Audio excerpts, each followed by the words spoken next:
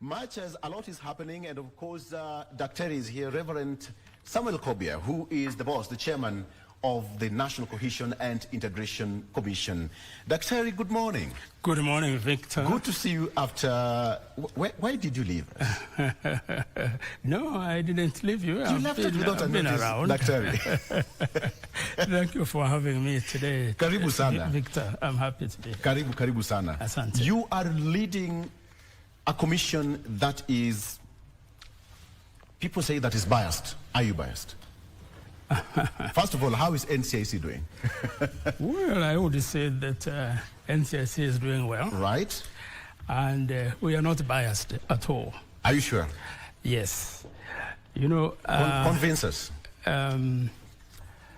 When it comes to the opposition, they say that NCIC is biased in favor of the government. Yes.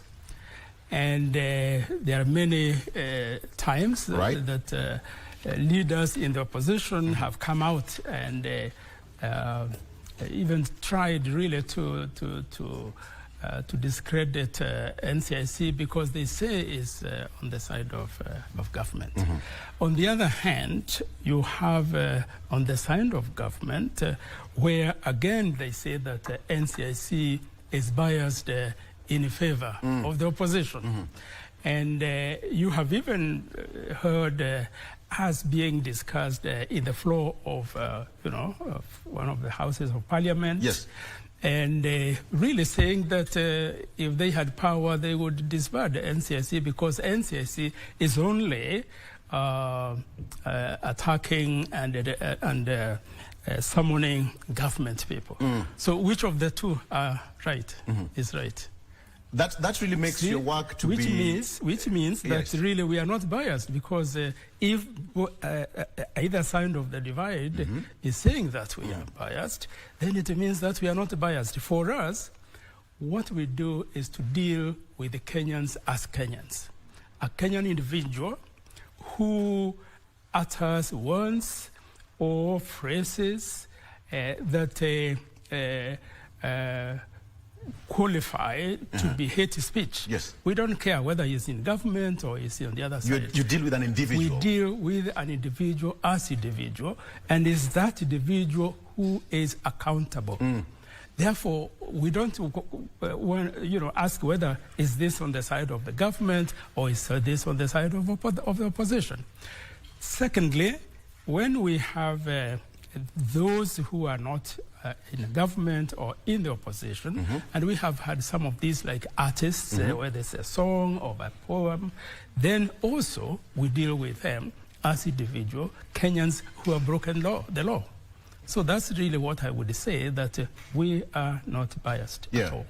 Yes. It seems your office is quite busy right now, Dr. because we are in that period again where a lot of you'll be sending a lot of detectives out there and truth meters to gauge who is speaking the truth and who is speaking the hate speech. Your office must be so busy at this point. Yes. It is very busy, in fact, at this point, as you say, because, and it is in the newspapers as well, that politicians have started early campaigns. And when it comes to campaigns, that's when some politicians spew out really what I would call very unfortunate statements to be said by people of their caliber. Yes. And therefore, we are very busy. We have to monitor very closely how these campaigns are going, and we have to send our people to monitor and to follow through. And we don't have that many people, so it's not very easy. Yeah. Secondly, as now we have quite a number of people who we have summoned. Once we summon people, we have to do investigations. Yes. And those investigations are done by, staff, many of whom are seconded to us by DCI because they are professional investigators.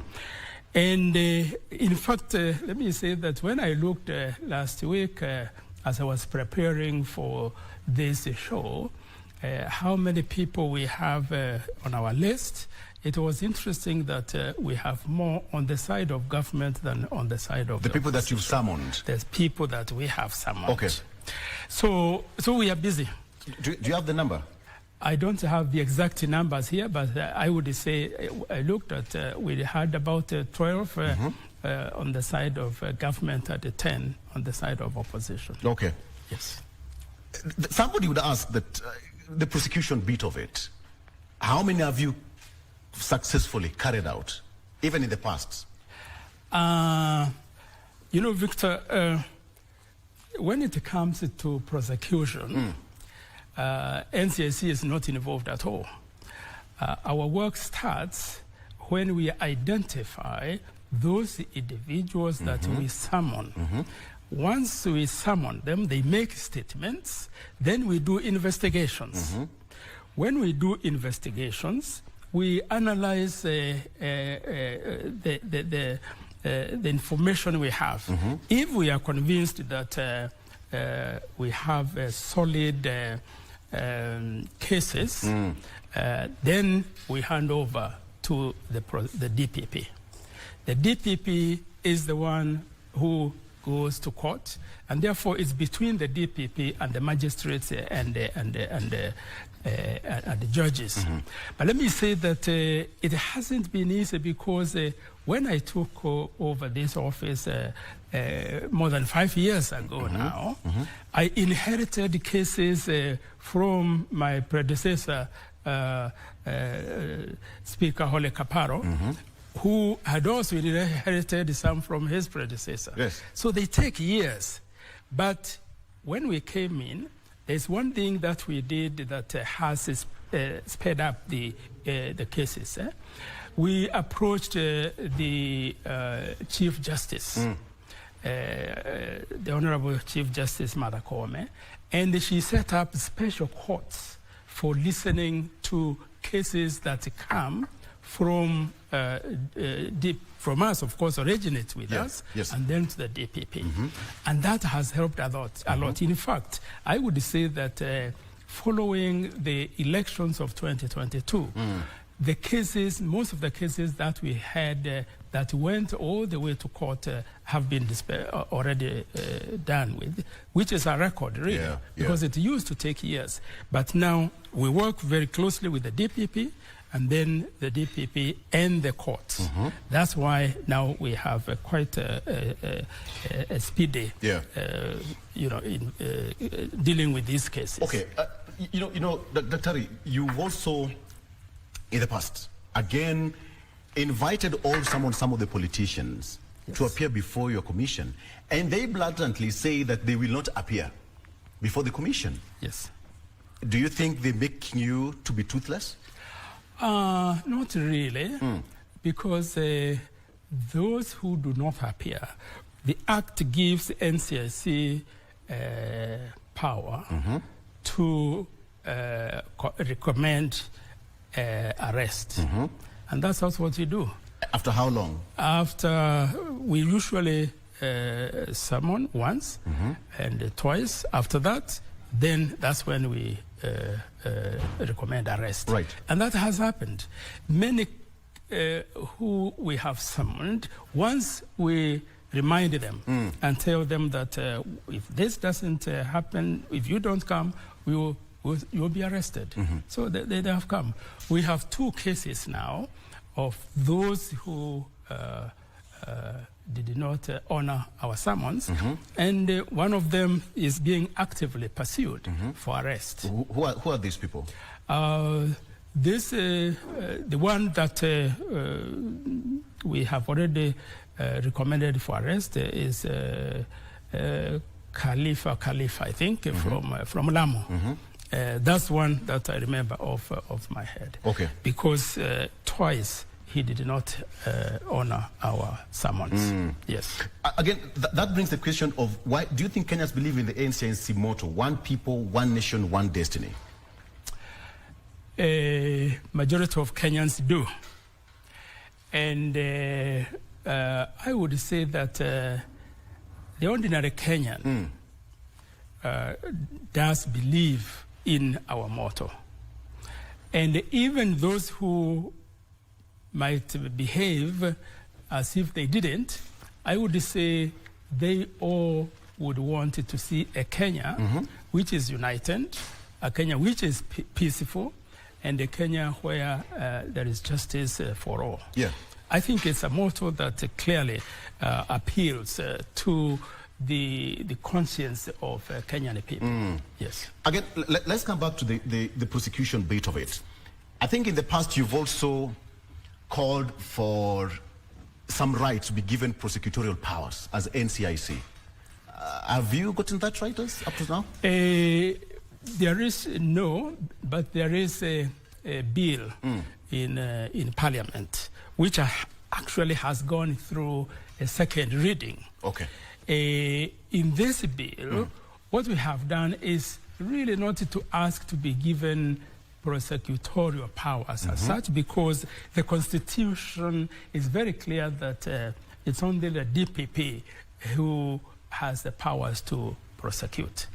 What we are seeking now, and what we think is going even to be more effective if NCIC were to have it, is that we have in the amendment of the bill, NCIC is given power to vet those who are running for office, those who are running for from MCA to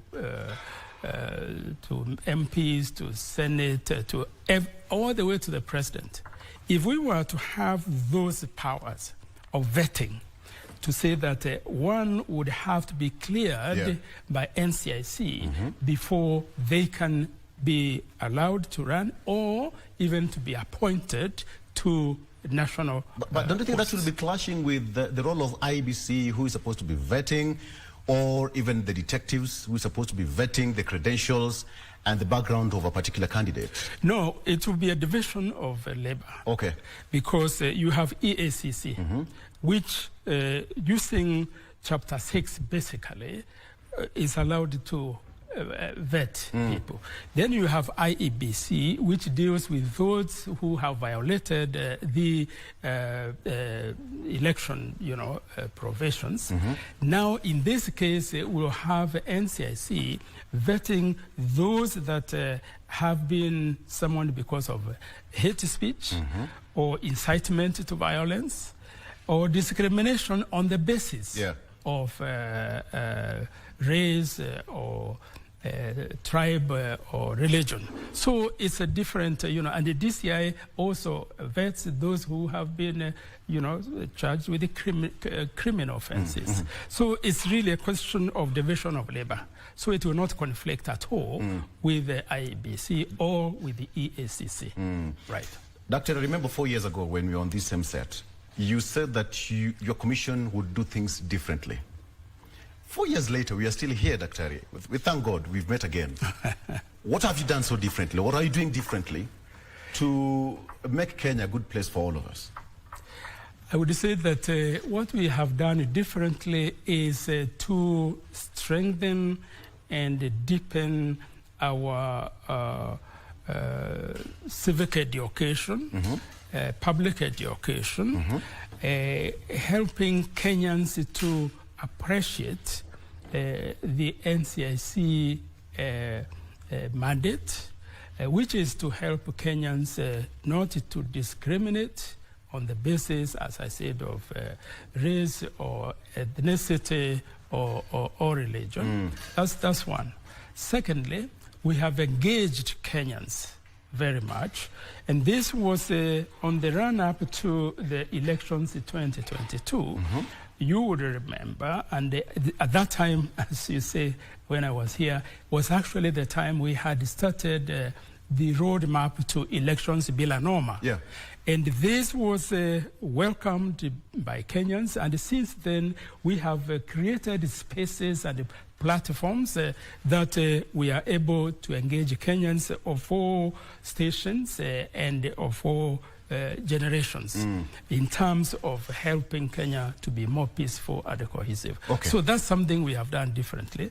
The other thing we did differently, which I think I remember, Victor, yes, I had mentioned that we introduced what we called a wall of shame and a wall of fame. And when we did this, many Kenyans said, well, Kenyan politicians don't care, you know, whether they are even on the wall of shame. Actually, Kenyan politicians do care. That's what we realized, because the hate speech reduced significantly when we introduced the wall of shame.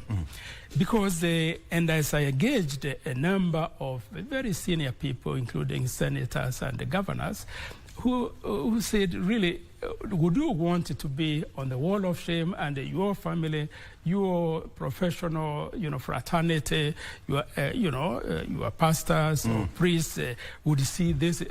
They wouldn't want it to be on that wall of shame. And that is why, as I say, there was a considerable reduction of hate speech on the platforms. But it doesn't mean that hate speech ended completely, because it migrated to the social media. And this is where now we have a big challenge, because our technology really is not that advanced. But we work with Kenya Communications Authority and the DCI, and therefore we are able to now. We are following very closely those who are on social media with this offense. Doctor, very quickly, I have these two questions before we finalize. The question of the trust deficit we have in Kenya among Kenyans against the institution, some of the Kenyans and the leaders. Does this really worry you? Yes, it does worry us actually, Victor, because in our study, we have established that the impediments to a peaceful, a cohesive Kenya, top of the 5 impediments is lack of trust, trust deficit. Kenyan, don't trust each other. In communities, Kenyans don't trust their institutions. And especially when there is a lack of trust of an institution like IEBC. Yes. It means that the results that IEBC announces will not be immediately trusted by Kenyans. So that is why it worries us. Secondly, if Kenyans don't trust the police, then again, what the police does Kenyans will not believe that that is the truth. And if Kenyans don't trust also an institution like NCIC, it means that things that we do, they might not have faith in. But I would like to say that according to the study that we made, Kenyans trust NCIC very much. In fact, on Saturday, I was very pleasantly surprised in a shopping mall when a lady,